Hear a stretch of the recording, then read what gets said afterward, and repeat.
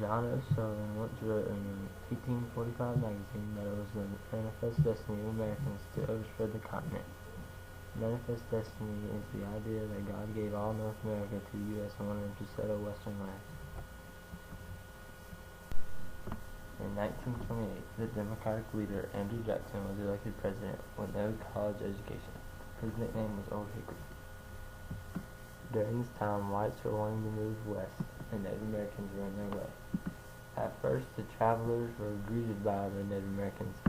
Native Americans would often give them gifts, route information, and help them survive on the terrain. As the increase in travelers went up, the decrease in buffalo went down, and buffalo was the main source of everyday living for the Native Americans, so they became angered. During this time, the government recognized tribes as separate nations. The government agreed to acquire land from them only through formal treaties. The government tried to civilize Indian tribes. There were 5 civilized Indian tribes: Cherokees, Creeks, Choctaws, Chickasaws, and Seminoles. In this time, Georgia declared the Cherokee Tribe Council illegal. The Supreme Court also upheld Indian rights, like in Worcester v. Georgia. They concluded that Georgia cannot apply its laws on Cherokee reservations and its borders. But President Jackson did not listen to the Supreme Court. Jackson proposed a policy of voluntary removal of Indians to the wide open west and created the Indian Removal Act of 1830. The Indian Removal Act of 1830 transplanted all Indian tribes that were east of the Mississippi. The Indians were pushed along the Trail of Tears. They faced hardships and death. The Bureau of Indian Affairs was established in 1836 to administer relations with Indians. Some Indians did not move on the Trail of Tears so easily. They put up a fight. Indian Chief Black Hawk resisted eviction, but was crushed by the American troops. The Florida Seminole Indians retreated to the Everglades and waged a guerrilla war. American commanders seized the chief Osceola under a flag truce. This marked the downfall of the Seminoles, and forfeited them when moved to Oklahoma. In 1887, the Dogs Act was put in place to try and Americanize Native Americans. They were put in reservations where they could use or have their own culture, and this is also called assimilation, by trying to make them convert to U.S. culture. A part of the Great Sioux War, Crazy Horse and his warriors defeat General Custer and the U.S. at Little Bighorn in 1876. This was also known as Custer's Last Stand. This has went down as the greatest victory for the Native Americans. Mormons in the United States were also looking to move west. Thousands traveled along the Mormon Trail to the Great Salt Lake, Utah. Brigham Young, the leader at the time of the Mormon Church, was the leader also of the trail. Their reason for fleeing was to escape further prosecution in America. Along with the Mormon Trail, the California Trail, the Oregon Trail, and the Santa Fe Trail were all also 3 very well-known trails to get west. Typical trip west took 5 to 6 months, with wagon trains progressing around 15 miles per day. Pioneers were often ill-informed, superstitious, provincial, and individualistic. The westward movement affected the physical environment also. Pioneers exhausted the land in tobacco regions and left waiting behind ruined fields.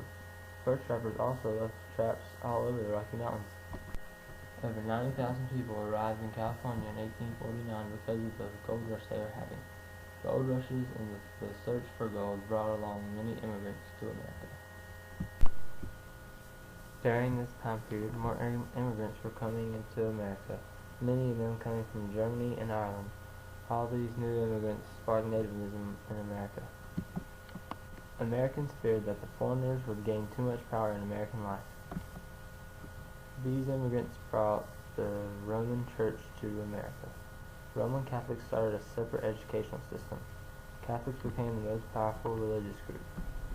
Over hate towards the immigrants, attacks and riots were held upon Catholic schools and churches. The economy was doing well with all the immigrants coming to America, and it assured immigrants that they could claim their share of wealth in America, living the American dream. President Polk wanted to buy California many times from Mexico, but Mexico would never sell. President Polk was driven to buy California because many other power countries during this time period were trying to buy California, such as Britain. President Polk tried to buy California many times from Mexico. Mexico kept refusing his offers. President Polk was afraid Britain would get her hands on California before he could, so he kept trying to make deals with Mexico.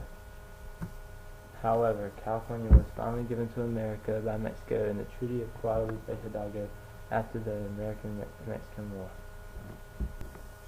The Oregon country of America was claimed by Spain, Russia, Britain, and U.S., but Spain and Russia dropped its claims to American treaties. The Treaty of 1818 wanted to divide Oregon country into 49th parallel, but the British refused. The American population in Oregon multiplied in the early 1840s and outnumbered the British. Britain wanted the boundary to be the Columbia River, but America wanted it to be the 49th parallel. The issue went into the election of 1844. President Polk won the election and promised the occupation of all the Oregon country. Once the Americans threatened to fight for the 49th parallel, British approved the treaty. The land of Texas was also acquired during Manifest Destiny. In 1836, Texas broke free from Mexican rule and became an independent territory. Mexico threatened war if the U.S. claimed Texas. Jackson did not want to claim Texas because it would disrupt the slave disputes in America.